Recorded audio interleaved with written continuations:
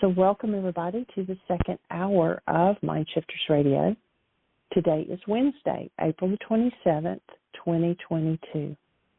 And their call-in number is 563-999-3581. Press 1 and that puts you in the queue to talk to us. And we'd love to hear your comments and questions because that makes this your show. And while we're waiting on Michael to get dialed in, I'll just direct you to our website again. And we've made a lot of changes.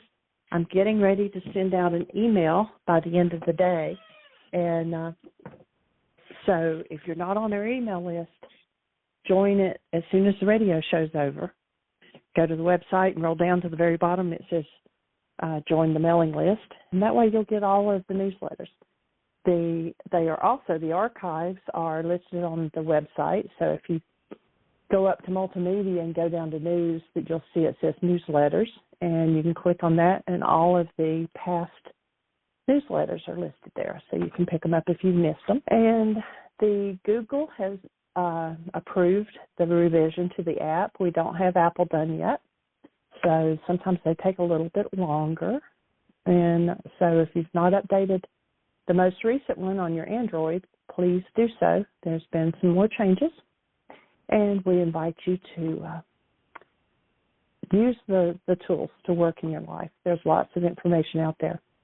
And I was going to share Arya. We had been teaching her. She hurt her leg one day, and we did orthobionomy on it. And that's a procedure that Michael and I took training on several years ago. And on her own today, we were having a tea party, me and the dinosaur and Arya and dog meat, which is her stuffed animal, and a horse. And the horse fell off of the table. And she picked it up and she goes, oh, let's do, and she couldn't think of the name, orthobionomy. And so I said it, and she says, yeah. And so she started moving the horse's leg in 4 directions. And she goes, okay, now breathe. And so I think Michael got it on video, and he'll probably post it out later. But she's just amazing, the things that she picks up on. And at this time, I'll welcome Michael. Well, thank you, dear heart. And you're right. She is absolutely amazing and delightful. I was sharing with someone the other day. They were looking at the picture on my Facebook page of our greens, and that you and I had green thumbs, and I shared how when we would open the garden through the winter and such, she would go in and pet the plants, and she'd stand over them and kind of wiggle her fingers and say, water, water, water, like she was watering the plants. And she would shrink herself down into a little ball and ask Jeanie to water her. So Jeanie would stand over her, wiggling her fingers to water, water, water. And then she would get up and stretch her arms out real wide and get big. It's like showing the plants what to do, and they're doing it. They're rocking. I mean, the greens are just amazing. So, and we're in the process of, we started this morning building our 3rd garden bed. It's going to be a space about 12 by maybe another 8-foot space, something like that. So we're having fun. Invite everybody to consider with the way things are going, the way the so-called food is being produced in our culture, and the way supply is going and money is going. You might be really thankful you've got a garden to feed yourself with. It's easy, it's fun. And oftentimes I hear people talking about, and there comes a time where there's an opening that happens, but it's like, oh, too much work to do my own food. I just eat that junk that they serve in boxes. I just put it in the oven and, boom, I got a meal. Well, no, you haven't got a meal, and you're not feeding yourself. And when you start to recognize that taking the time, I don't care how much you get paid. I don't care how many $1 million an hour you make. If you're not feeding yourself, you're not living fully. And so make the space to have food be a part of your life process. It's powerful. And beyond that, we're here to talk about forgiveness and all of the corollary tools that go along with the forgiveness process. with a goal in mind. And the goal is one of recognizing that there is a presence eternally there. We don't have to call it forward or conjure it up. There is a presence, and our verbiage, our language speaks about it as conscious, active, present love. And the goal of the work is to be out of your mind, to make yourself available to that presence, to learn from the presence of that presence, to become unwound from the generational patterns of hostility or fear,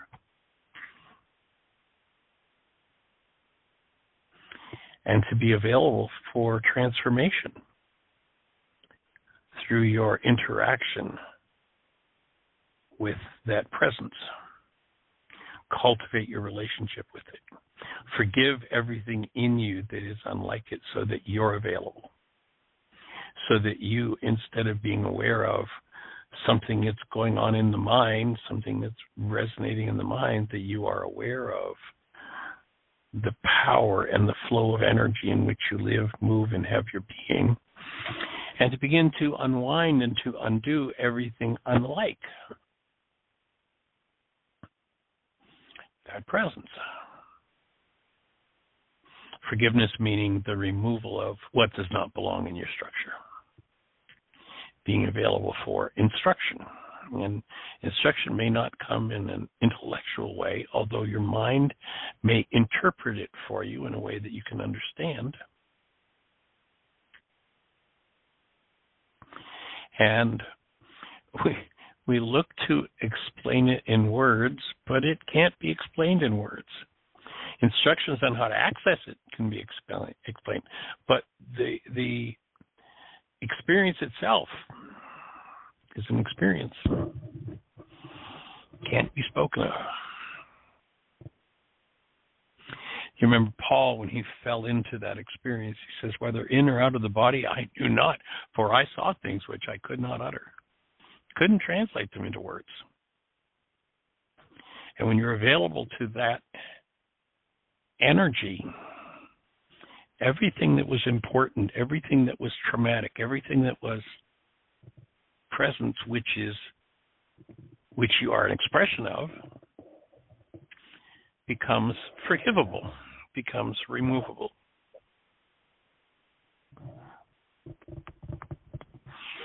And then to arrive at a place where sometimes it's just unspoken. You come to the precipice, you create a space for it, and then you just have to be with the experience. And then you turn around and try to explain it, and a lot of times it's just not explainable. But it sure is sweet. It sure is an awesome place to experience your life from. So that's what we're here to support happening. To become available.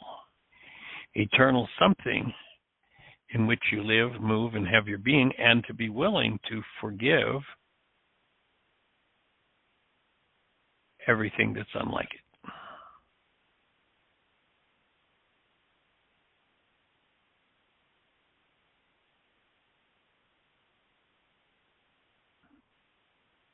And when you tap into it, I'm hesitating with words because it really becomes a state without words.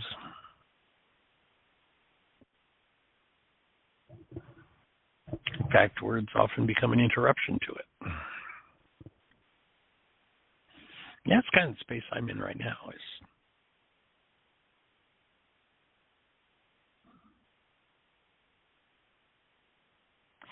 Would rather just be with it than speak about it, but it's kind of hard to have an interaction on a community on a radio show when we're not saying anything. So we'll move in the direction of words, or we'll ask you to direct where the show's going to go today. If you're out there in listener land and you've been doing this work, what's your experience of it? Is there anything that we can help clarify for you? Are there any questions about any of the tools? And there's so many different tools. Of course, the reality management forgiveness process.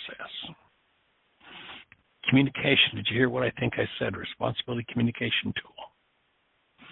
Apology tool. Codependence to interdependence worksheet, and the power person dynamic. Recognizing that alignment with your purpose. Being on purpose means that I know who I am and what my purpose is, and every energy that I engage in supports that. So there's the purpose, personal power, and commitment worksheet.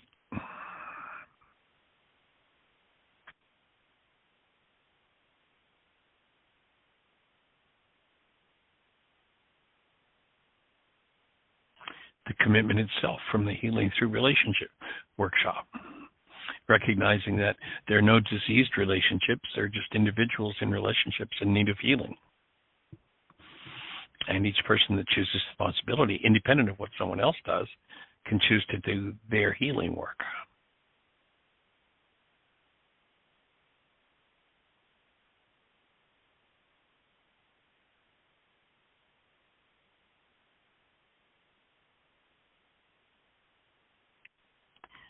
So if you're there in listener land and you're on one of those stations where we can't see you, our call-in number is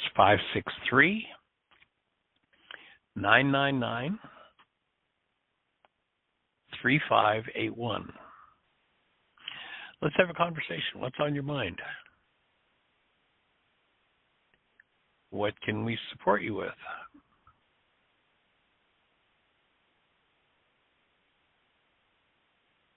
I had a conversation with someone the other day, and they were talking about ego, and I was doing a little bit of research on that topic and came up with a definition of the ego that Booker T. Washington offered.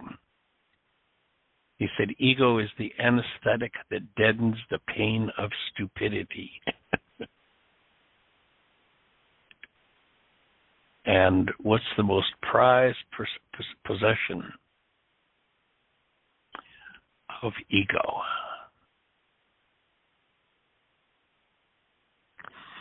The most prized perception of this non-being mind, of the false self, is perception. Most people think that perception, that's the end-all and the be-all, without recognizing that perception is simply a construct of the mind. Literally everything that you see, everything you hear, taste, smell, is a construct. And when you recognize it's a construct of something. Everything that's a construct of something must depend on past. If we're depending on the past for the constructs of our mind, are we ever really experiencing the present? And if we're not, can we ever directly be available to the experience of that presence that we're talking about? So we have when you give, up. Oh, great. Let me finish one more thought here. So when you give the ego a tool with which to collapse perception, its most prized perception, you're going to become its sworn enemy. And,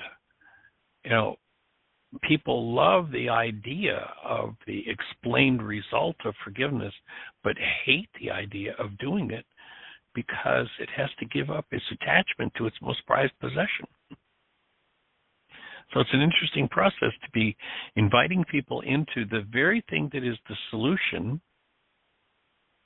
and yet the part of them that constructs the way they see the world thinks of that as the greatest enemy.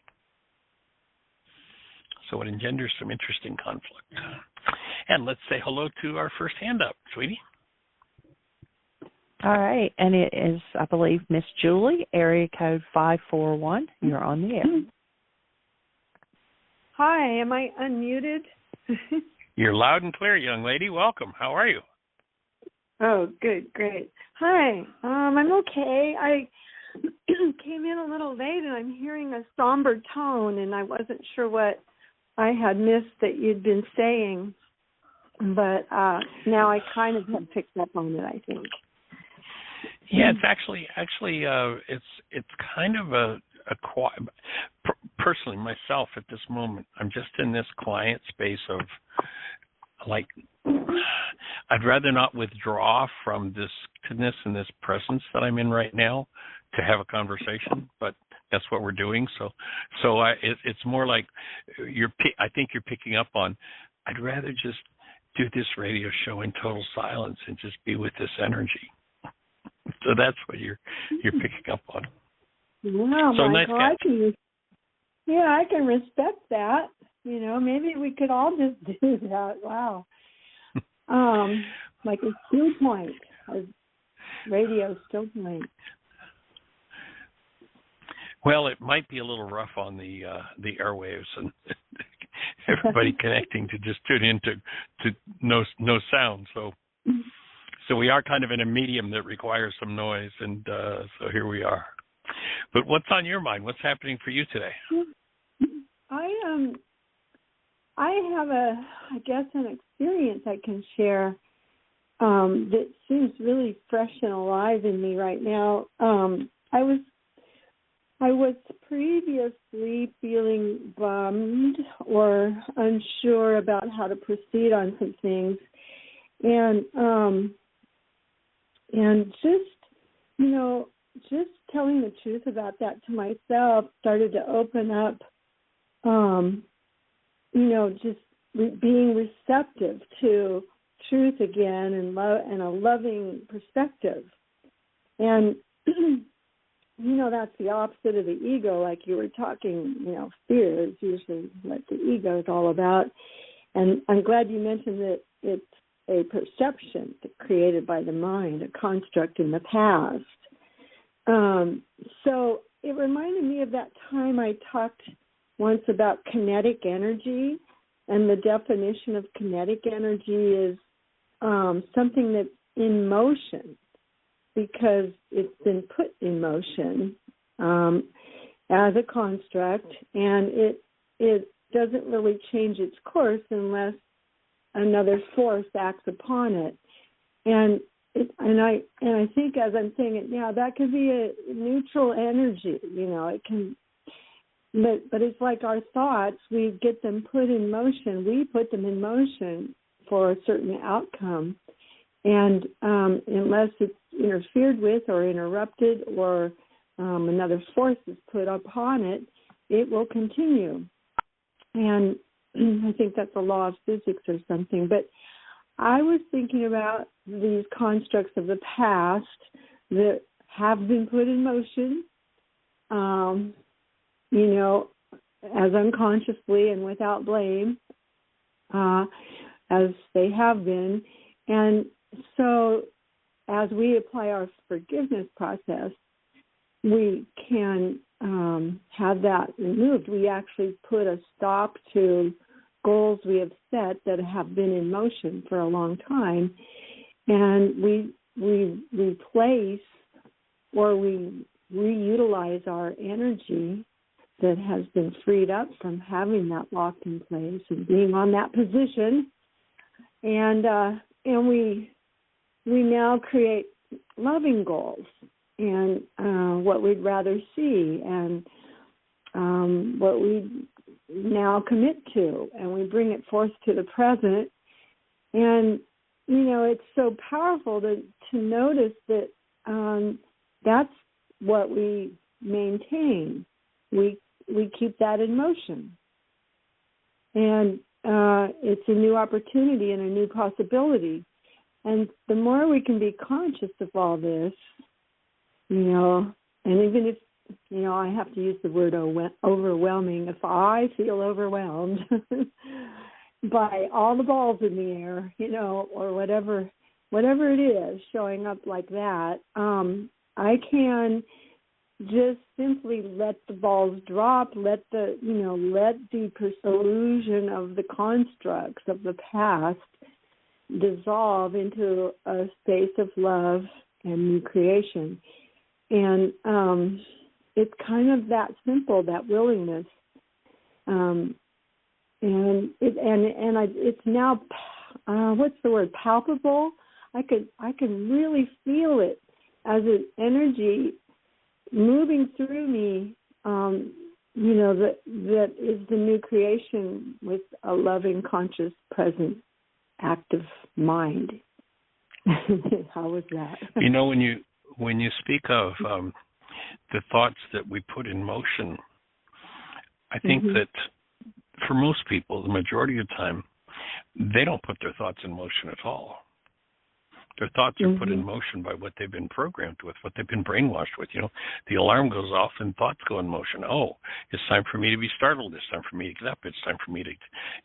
And it's not really set in motion by us. And one of the objectives of the work is to stop the motion that's automatic in us at some point and take time to cultivate really truly being awake and aware in this present moment, and with that presence that underlies it all, as opposed to always running the mouth, running the mind, just standing in that space of connectedness and being, and from awareness, then initiate thought processes that really are in alignment with and in harmony with your true purpose. Yeah, and all of that, true. So the word motion. I think inertia is another word in physics, and I think, isn't that a sort of a blocking of motion? I don't remember. No. Inertia simply means that if there were no external forces acting upon a body that's in motion, it would continue in the direction it's going at the speed it's going forever. Now, friction, is an action that inhibits inertia. So we say, I throw the ball. Now, if there were no friction, once I set that ball in motion, that ball would go through eternity until it's acted upon by an outside force. Well, friction happens to act on it, and it's not too long before the ball starts to drop toward the earth, because its motion is slowed by that friction and by gravity. So inertia simply is that body's moving in a particular direction at a particular rate of speed until it's acted upon by something else. Okay, well, I thought that's what kinetic energy was. Well, kinetic energy is motion, but inertia describes what will happen with that kinetic energy if nothing else acts on it. Here it goes. It's on its trajectory, and unless something else influences it, that motion is going to continue. So one could ask, what is it that energizes the eternal, perpetual motion? What energizes that? Well, I think the most important motion we could pay attention to is the motion of life. And the best definition I've been able to come up with to date is that life is love at motion in a cell, moving through a cell. And anything that we do to inhibit that, when we tap into hostility, fear, they're the energetic patterns that inhibit that experience and restrict life, in fact, ultimately kill. So that brings me to this new thought that came through a few moments ago, that the world of perception, which is an illusory reality created by our minds of the past, is like... An illusion doesn't mean something that doesn't exist. Just to be clear, in this work, illusion doesn't mean something that doesn't exist. Illusion comes from the word measured. If something's measured into motion, if we take a kinetic energy, we measure a certain quantity of energy and put it behind that baseball. That motion has been measured, and it's going to create the illusion of motion. It's going to move. It doesn't mean something that doesn't exist. Right, okay. So, not illusory, but a construct. Then when we are, I guess, able to remove our perceptions and our evidential mind and our replicate being perspective, then we can replace with the movement of love and life in every cell. And it's a choice. It's an opportunity that's there all the time as long as we're truthful about what's in the way. What is it that I'm resisting looking at that still has power in my life, this unconscious driving force that I've got to have. I'm somehow attached, and in Aramaic, that resistance, the resistor, is actually quite literally the definition of Satan. Mm-hmm. Satan's not a dude with a red suit, a tail, and a pitchfork. It simply means resistance. Resistance to the movement of what is, of life. So that's like a pseudo force. It's egoically created attempt to block God, or usurp God's claim and call it its own. Would you say that? I don't know. I think that sounds fairly accurate. Yeah. So anyway, the pure mechanics of all this is like you said, it's real. It's not illusory. It's actually what perpetuates lives. I just put that word in there, but it perpetuates, period, whatever it's been addressed to or intended to. The flow of love through a cell. Mm-hmm. Yeah, the flow of love through a cell would be more addressing it from truth, which is used to create a lie. I mean, God, like you say, the Creator says yes. We are creator energy, and if we want to keep creating lies and set that in motion and never be responsible for stopping that motion because we realize, wow, I have a responsibility here, then, okay, so I live in this world, this kind of line that I cross back and forth over of truth and uncovering what I've been covering up. So the lies that I put into motion from the truth of who I am, I actually have put shadows into my life. And now I uncover them as best I can. And when I do, I live differently. And I can create, for example, a whole new custom designed, I'm in this process of creating how do I, with my boyfriend specifically, create a way for us to address conflicts so that we rise through them and above to have the success of our loving relationship be most important. And I'm having to do it.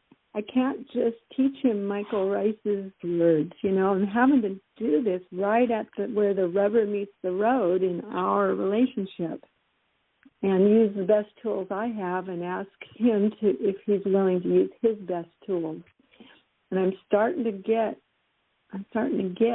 it, how I can reach him. Well, my offering would be the most powerful way to reach him is to make sure that you are life, that you are the active presence of love. I was talking with someone this morning, and he was talking about this idea of, I love you. And it's like, well, let's not lie to ourselves. You've never loved anybody.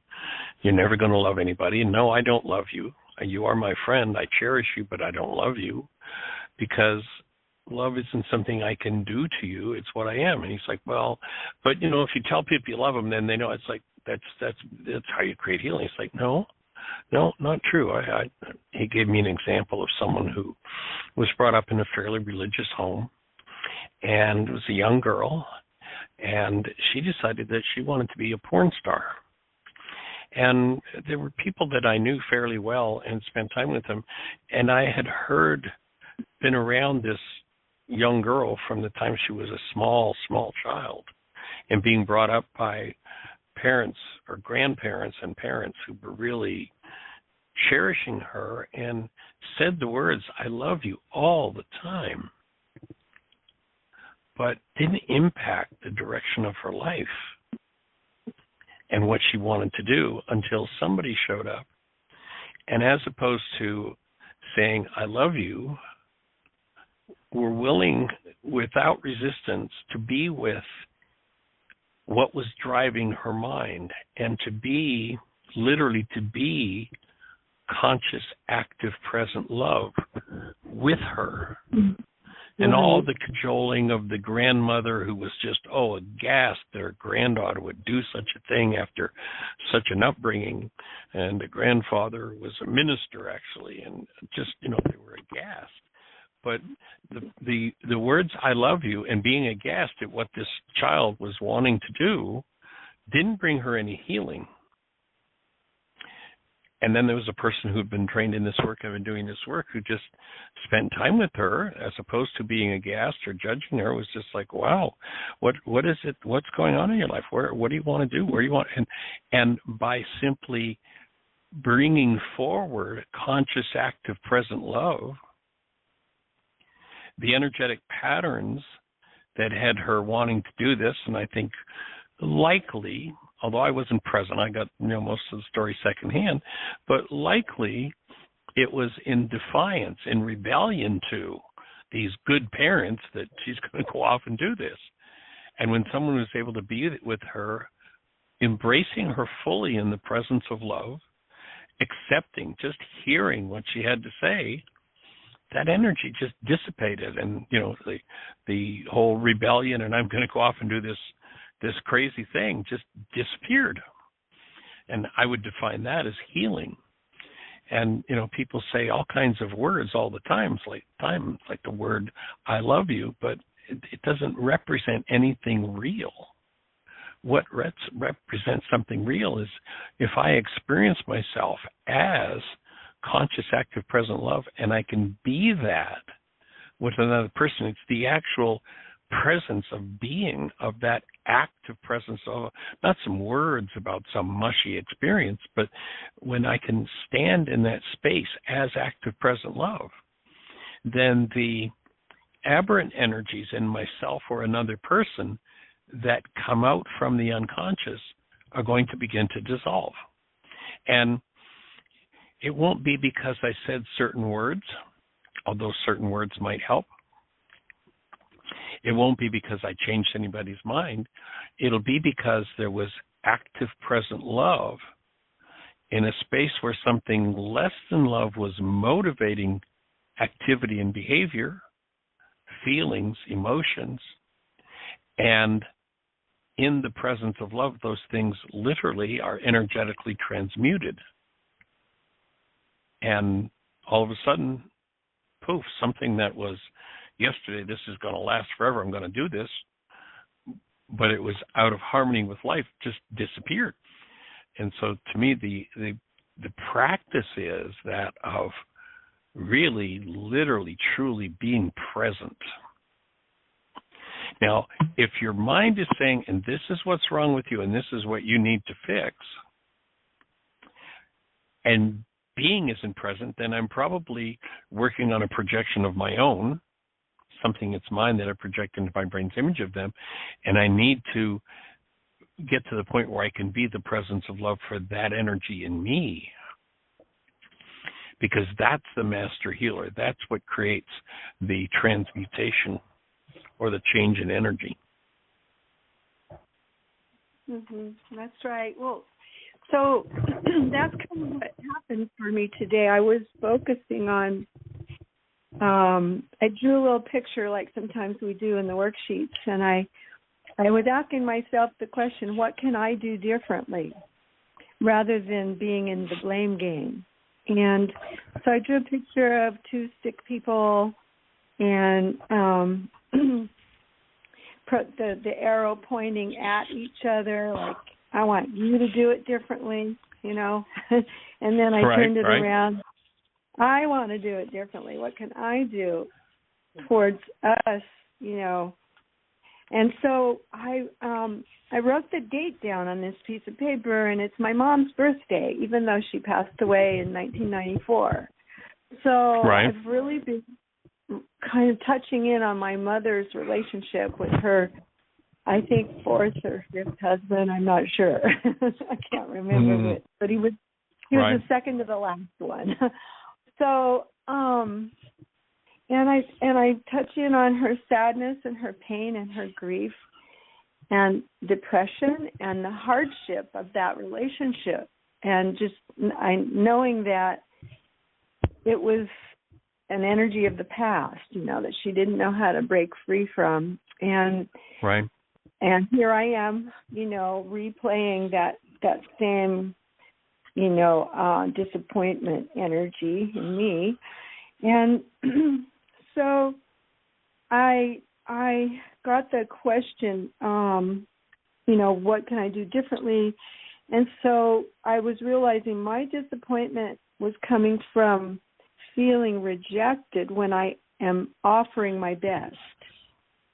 So that's my goal. What I most want to offer is my best. And I often come up against being rejected or criticized for how I'm perceiving I'm sharing my best. So I think that's a really good place for my boyfriend and I to look, because I have a feeling he's got a resonance of disappointment also, and so we have this common issue. Matching bags of garbage. Yeah. It's like a mind shifter. And it's like recycling it, you know. And yeah, sure, I'm ready for that. Why is this happening to me again? Maybe it's one of the original books on recycling. I know. Okay, I'm ready. It's safe and healing, mm-hmm. and I deeply enjoy it. It's safe and healing, and I deeply enjoy it. Okay. When people reject me and want me to do better. Breathe. Notice what that did to your breath. And I think I'm already doing my best. I'm going to add that as my first thing. Okay. I already think I'm doing my best. That's what I have to go through this, because I asked the question, how can I do this differently? That's a responsible question. Yes. And it sounds like what your mind did. You know, remember we've talked about where the Course in Miracles says you've got to return your mind to the point at which the original event happened. And that's not a function of memory, that's a function of forgiveness. So here you are processing your mother decades ago in a marriage, a relationship where it sounds like her hardship is similar to the one you're dealing with, of being rejected. Yep. So what did you say? This is a process of forgiveness. It's not what? Well, I was talking about in the Course in Miracles. In essence, what the Course says is you can't do forgiveness. It's not of you. There's not enough processing power in our own brain, being, or non-being mind especially, to carry out all of the energetic dynamics that are going to be required to dissolve something like that kind of an inherited trauma. But you have a part to play in it. And the part the Course says your part is to return your mind to the point at which the original error happened. Now, the average person would go, oh, now, so I have to remember this event that happened, you know, God, who knows when. I have to, and what I'm offering is, and this is the beauty of the forgiveness process as Yeshua offers it, returning your mind to the point where the original event happened is not a function of memory. The average person would say, well, I have to remember that. No, it's not a function of memory. It's a function of forgiveness. when I understand, when I get this genius piece of information from this guy Yeshua, that it's a goal that's driving my mind to access this pained construct that I'm experiencing, and I realize that, as I said earlier, the enemy of the ego, the most prized possession is perception, and the enemy of the ego is something that collapses perception. So now we hand somebody the tool of forgiveness and cancel the goal, and when the goal is canceled, that pained perception collapses in on itself. And here's where returning the mind to the point at which the error happened is a function of forgiveness. When I cancel that goal to the degree that I'm willing and vital enough to go there, my perception collapses in on itself, and now there's a pathway into that original energetic assault that happened. And it sounds like as you began to move in that direction and around this issue that's moving between yourself and your boyfriend, that as you're doing your forgiveness work, you're going back and processing some of what you were probably an observer, or maybe it was a power person dynamic even with mom decades ago. Right. Well, that's what needs to move in the presence of active love. It's okay. Yeah. This is an interesting trigger for me, that I've seen a photo of my mom looking so sad and depressed about a relationship. I just, and it's just energetically, there, because it's inside me, of course, right. So I can see it. So there's a clue there, if I want to see it, or if I want to remain depressed the rest of my life. Powerful clue. Yeah. Powerful clue. And what you might advance your own process with is to imagine for a moment that you are your mom and do a worksheet as your mom in that circumstance. Oh, yeah, okay. That's good. And you may find a whole different level of processing through. Remember that processing is the ability to hold love conscious, active, and present when something less than love comes up. Yes, and okay, that's it. What was that a definition of being a space of love?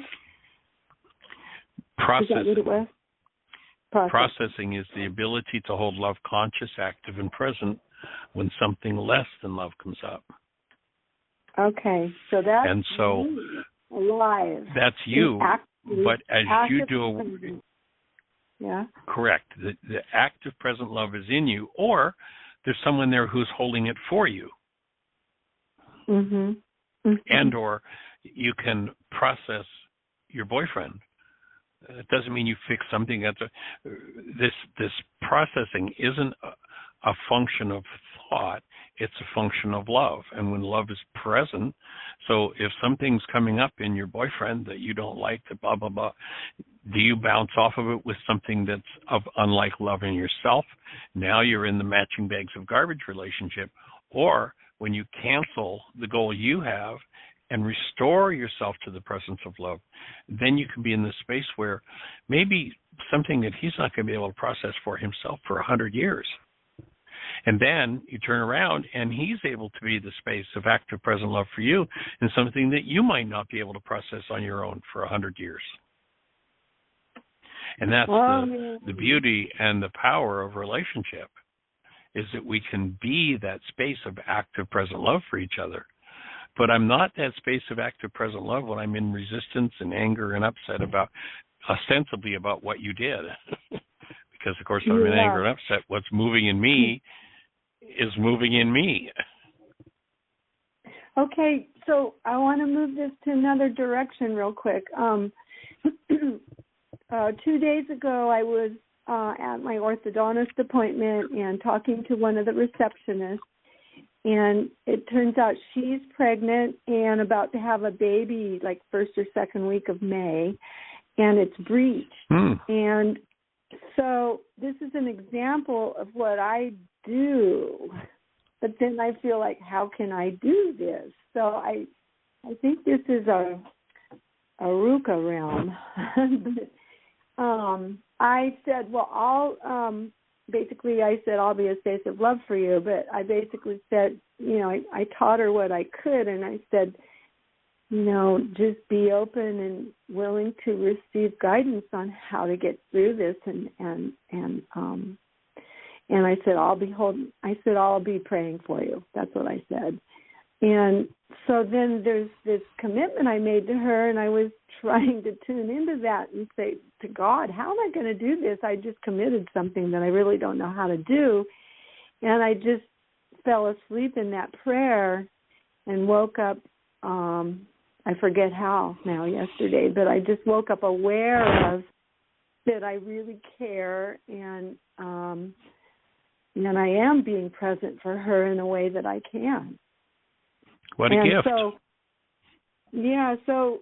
And I was going to call you yesterday and ask for advice, but I mean, like from you and Jeanie, what do you do with a breached baby about to be born, But basically I wanted to help her relieve or reduce stress about it.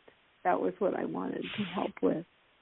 And leave the rest to God, And it sounds like you got, once you sincerely made that request or were in willingness, it sounds like you got direct guidance on what it looks like to be that space. I don't know. I guess so, yeah. I mean, I had to give it up. Well, you just shared it. I love the definition of Rukha. Isn't it Rukha was given to us for the removal of the errors of our thoughts? Was something like that definition? She who undoes the effects of our errors and teaches us the truth. Teaches us the truth, yeah. And so to be open for that is all I can do, because that's what I was trying to tell the young woman, to be that space, of willingness for a good outcome, which is the truth. I don't know. Anyway, conceptualizing is not it. It's just conceptualizing is not it. That was going to be my point. Conceptualizing it, no, that's not where it comes from.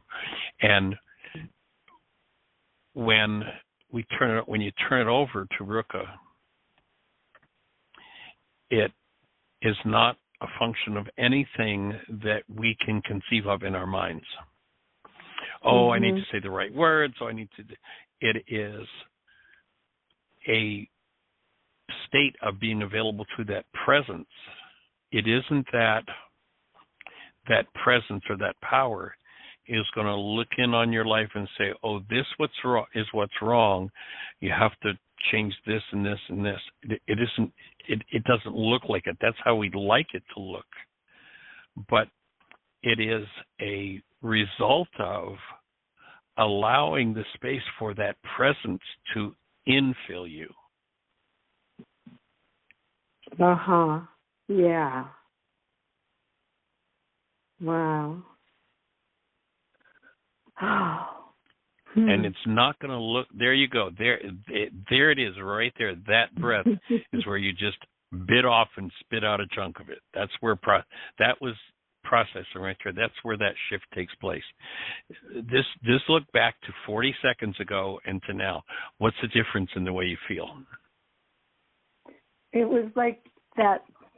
Okay, I went, and I had a breath, right? And it was in the same moment, letting go of what doesn't belong and letting in what does. That's Rukha. It's not an intellectual process. It's not a head process. It's when the energy is right for that kind of a shift to occur. And you'll know it by the breath you take. And the breath is Rukha in Aramaic.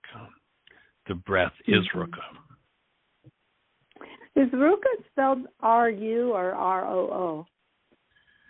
Well, actually, you'll find it throughout the work in two different ways.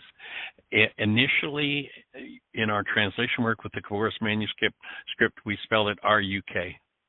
And then, and I don't even know why some of the translators decided to shift it into R-O-O-K-H-A. So I use the convention now, generally speaking, R-O-O-K-H-A when I'm writing about it. But I still, because originally when I worked with it was R-U, I still think in terms of R-U. I bet it's for pronunciation clarification. I think it was more, I think it was more phonetic, going with phonetics, Yeah. Okay. All right. Well, I'm complete for now. I just wanted to share and kind of match your energy, whatever it was. And I I'll be respectful of your silence and your beingness with whatever you need to. And it's really an honor to, I don't know, join you there, really. It's not personal. It's just, I know that's where we're joined, all of us. I'm with you. Sweet. Yeah. Well, you have a blessed day. Thank all right, you. Thank you. Appreciate you. Bye. Okay, take care. Bye-bye. All right, Miss Jeanie, you've got another hand up. We've got about 10 minutes. Actually, the other hand has dropped off the switchboard. So we lost it. We did. But someone else... Oh, my else, goodness, we need another hand. Got 9 minutes, so we can handle another topic. Press 1. Somebody out there, have you got a hand passed to us? Take your hand, if you've got a hand, and hit 1, and let's have a conversation. If you're on one of those stations where we can't see you, the call-in number is 563-999-3581. If you call that number, you're listening to the show. And so if you're on one of those syndicated things where you don't get back to our switchboard, if you call that number, you'll be listening directly to the show. And then if you push 1, which I'm inviting you to do right now, I'm sure that if I were in your hometown and just finished having the conversation that I had from a platform at your local library or university or prison or church or town hall, whatever, if I walked down off the stage, you'd be walking over and saying, well, Michael, what about? Well, the idea of this radio show is to have a dialogue about the what about that's on your mind. So it's your turn to direct the energy or the direction the show is going to go. And so push 1 and let's talk about it. How can we support you?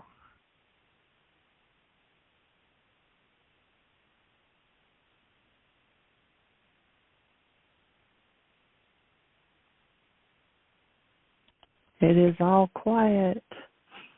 On the Western Front. Yeah. Well, what's on your mind, sweetie?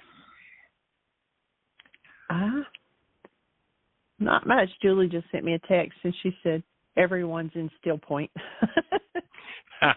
There you go. Could well be. Well, actually, we did, back when before we had decided to do the year-long program of StillPoint breathing once a month, we did a single standalone mind shifters and StillPoint session. And it was so powerful, I actually ended up saying to Jeanie, would you stay with the Zoom screen and guide people while I go and breathe? And I went and took about, maybe 30 or 40 minutes of that session and breathed while Jeanie was there to support people through the Zoom link. And it was, when I came back to it, it was the first time, in all the years I've been doing StillPoint breathing with groups, one person will usually go to StillPoint and then another, and we'll go back and forth, and it'll be a different person each moment, and everybody was in StillPoint at exactly the same time, and it was profoundly powerful. And it was just like, okay, we're going to do this once a month now, from now on. So that's where that Mind Shifters and StillPoint breathing year-long program came from. Which, if you'd like to join us, it happens the second Saturday of each month at 11 o'clock in the morning. And then the following Tuesday, so there are 2 sessions each month, the Saturday and then the Tuesday following that Saturday at 7 p.m. Eastern Time. Each of these times are Eastern. then there's another session where we step into processing, and that's developed into, it's a small group, but it's developed into a really tight-knit group of people that are really just, opening a space for deepening community. It's pretty sweet, pretty powerful.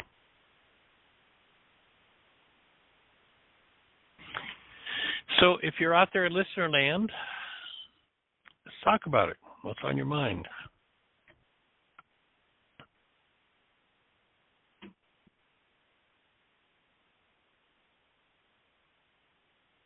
Five 563-999-3581.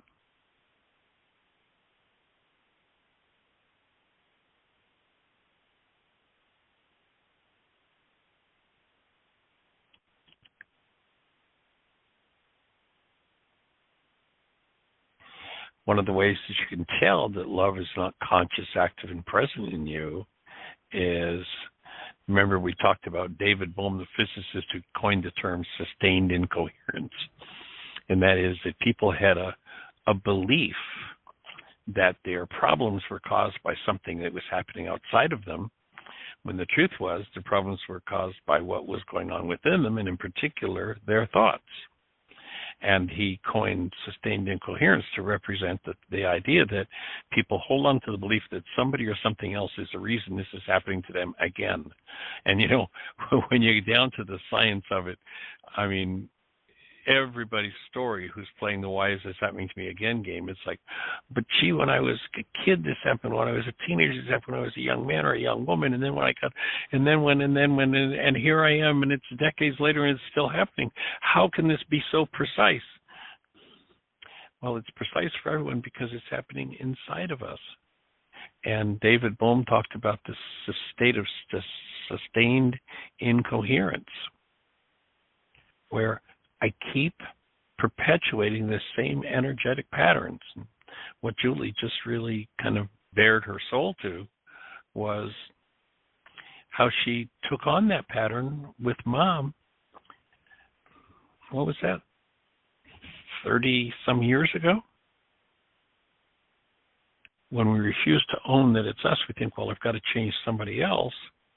Then I keep engaging in the energetic patterns that perpetuate the insanity, and I keep refusing to believe that I've got anything to do with it. This has got to be somebody else's fault. So, of course, that leads to the whole game of blame. It's always everybody else's fault. And then, of course, in order to avoid the pain, once the blame starts, rage just steps right in, and one becomes controlled by that dynamic we call the power person dynamic. So so-called love turns into hate. What is when people fall in love? It's really matching bags of garbage. It's the situation, the circumstance, and the perfect relationship that's going to give them the opportunity to look at their own sustained incoherence again and again and again and again and again and again and again until they stop and go, oh, instead of bigger weapons and more terrorism so I can force them into change, I need to stop my sustained incoherence. I need to go inside myself. Julie's got her hand back up. Well, then let's say hello to Julie. Gee, we haven't heard from her for so long. We've got about a minute and a half. Julie, go for it. Hi. Okay, you can hear me, right? Yeah? Go for it, yeah. Okay. Well, I was just getting this other kind of mind shifter or goal that instead of staying myself in crucifixion. Say it again. Staying, like keeping myself staying in something. Okay. Mm-hmm. So I made up a verb, staying myself. In crucifixion, the pain of crucifixion, I release myself. And I spelled release. It just came, real-lease, REAL-LEASE, real-lease myself to the truth of breathing resurrection. I know that's all concept, but basically that kind of came as I also had this remembering of that moment where I released and I also was receptive, just on the show with you a little while ago. Yeah. Mm-hmm. So what I hear you describing is your mind's trying to put into words this energetic process that's going on inside of you and the instructions that you're getting. And the words will never fully describe it, but you sure got right on target with moving it in the direction.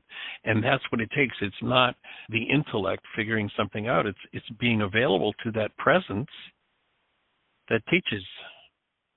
And the show's going to cut us off in just a few seconds, but yeah, that's awesome. The way you language that, and we're trying to explain what's really not explainable, but it gets close enough for everybody to go, yeah, that makes sense. Oh, that could open the space for me in me. So nice work. So real quick, it's safe and healing for me to allow the holy instant to work for me. Go for it. Yay. Anyway, thank you, Michael. And thank you, all right, everyone. Blessings. All Everybody right. create the best year yet of your eternal lives. It's an awesome gift to give the world. Blessings. Bye-bye.